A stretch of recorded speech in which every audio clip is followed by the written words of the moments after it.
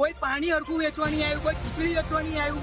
અમારું મન જાણે છે આટલા પાણીની અંદર અમે લોકો રહ્યા છે ખેડની ગલીમાં ને અમારે નથી જોઈતું ભાઈ કશું.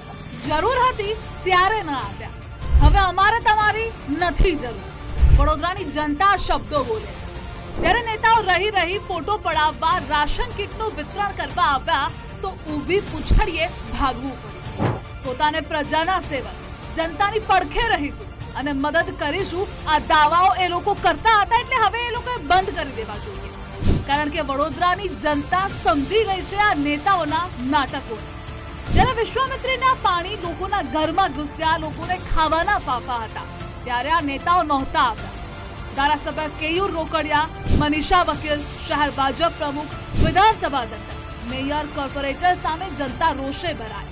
રાશન કીટ વિતરણ સહિત સાફ સફાઈ કરવા ગયેલા નેતાઓ સામે જનતાએ વિરોધ કર્યો હતો અને લોકોએ સામેથી જ કહી દીધું કે ધિક્કાર છે આવા નેતાઓને, તમે અહીંથી જતા રહો, તમારી જરૂર જ નથી. લોકોનો રોષ એટલી હદ સુધીનો હતો કે આ તમામ નેતાઓએ સ્થળ પરથી પરત ફરવાની ફરજ પડી.